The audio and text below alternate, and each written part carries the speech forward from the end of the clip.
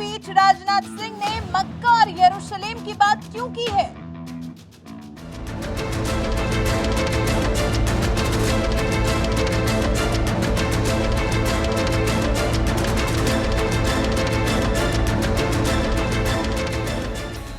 राम मंदिर 550 साल के संघर्ष के बाद ये अद्भुत पल आया है राम भक्तों के जीवन में, जब रामलला फिर एक बार अपने मंदिर में विराजमान होने जा रहे हैं।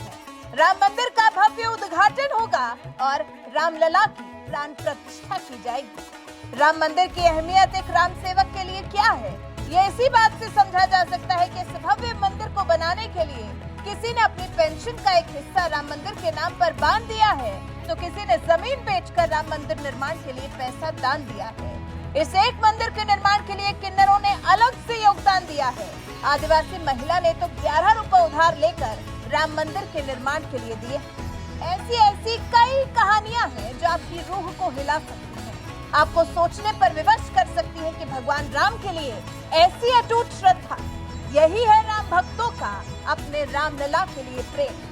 वहीं इस कड़ी में राम मंदिर की अहमियत को रक्षा मंत्री राजनाथ सिंह ने भी समझाया है। एक तरफ जहां उन्हें बीजेपी अध्यक्ष जेपी नड्डा को, गृह मंत्री अमित शाह को इस खास मौके का साक्षी बनने के लिए निमंत्रण दिया गया है, तो वहीं राजनाथ सिंह ने राम मंदिर और मक्का की तुलना कर दी है। राजनाथ सिंह ने समझाया है कि जो अहमियत मक्का की है मुसलमानों के जीवन में, वैसी ही अहमियत अयोध्या की है राम भक्तों के जीवन में। बीजेपी नेता बलबीर पुंज की पुस्तक ट्रस्ट विद अयोध्या के विमोचन के अवसर पर रक्षा मंत्री राजनाथ सिंह ने कहा, हिंदुओं के लिए अयोध्या वही है जो मुसलमानों के लिए मक्का है और ईसाइयों के लिए यरूशलेम है। फिर राजनाथ सिंह ने राम मंदिर का विरोध करने वालों पर भी तीखा कटाक्ष किया। कहा, वो चंद लोग हाशिए पर चले गए हैं जो भगवान राम के अस्तित्व पर सवाल उठाते थे। राजनाथ सिंह ने फिर ये भी कहा, इस देश में ऐसे लोग थे जो भगवान राम के अस्तित्व पर सवाल उठाते थे, वो उन्हें काल्पनिक चरित्र कहते थे। ऐसे लोग हाशिए पर तो चले ही गए हैं। प्रधानमंत्री नरेंद्र मोदी के कारण वो भी अब राम धुन गा रहे हैं। राम के बिना भारत की कल्पना ही नहीं की जा सकती।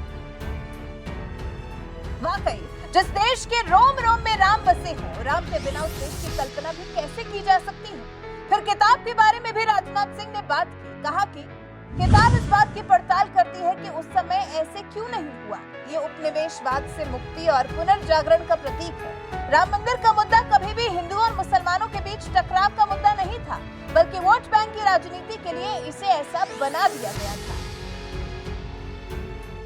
वहीं किताब के लेखक बलबीर पुंज ने भी विमोचन मंच से कांग्रेस पर निशाना साधा और कहा, नेहरू की नफरत सोमनाथ या अयोध्या तक सीमित नहीं थी, उन्हें मंदिरों से नफरत थी।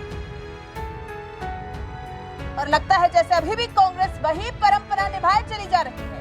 वो मानो अच्छे की तरफ बढ़ना ही नहीं चाह रही। अभी भी पुरानी सोच के साथ ही कांग्रेस अडिग है। अगर नेहरू ने मंदिर का विरोध किया, मंदिर के उद्घाटन का विरोध किया, तो आज की कांग्रेस भी तो वही काम कर रही है। कांग्रेस राम मंदिर के उद्घाटन समारोह में जाने से इनकार कर चुकी है।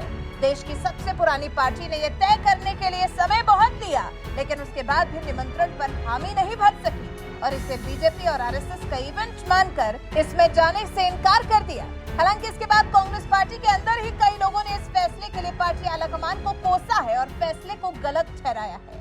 आपको बता दें, अयोध्या नगरी में आने वाले श्रद्धालुओं के ठहरने के लिए भी खास इंतजाम किए गए हैं। इसके लिए hotel, dharamshala, guest house, home stay paying guest, tent city, आश्रय स्थल, डोरमेट्री आदि में व्यवस्था की जा रही है। अभी की तैयारियों के हिसाब से 60 होटल में 40 कमरों के हिसाब से करीब 7200 लोगों को ठहराया जा सकेगा। इसके अलावा 171 धर्मशाला गेस्ट हाउस के भी इंतजाम किए गए हैं। करीब 11,818 लोग रामनगरी में रुककर दर्शन पूजन कर सकेंगे। तो ये है तैयारी रामलला के विराजमान होने की, भव्य राम मंदिर के उद्घाटन की, रामलला की प्राण प्रतिष्ठा की। इसी पर बात करते हुए रक्षा मंत्री राजनाथ सिंह अयोध्या को मुस्लिमों के मक्का और ईसाइयों के यरूशलेम के बराबर बता रहे हैं। वैसे ये जो तुलना राजनाथ सिंह ने अयोध्या, मक्का और यरूशलेम की है, राम मंदिर की अहमियत समझाने के लिए, हिंदुओं के लिए राम मंदिर क्या है ये दुनिया को बताने के लिए, इस बारे में आप क्या कहना चाहेंगे? इस बारे में आपके विचार हमें कमेंट कर जरूर बताएं। साथ ही हमारे चैनल को सब्सक्राइब कर बेल आइकन दबाना बिल्कुल ना भूलें।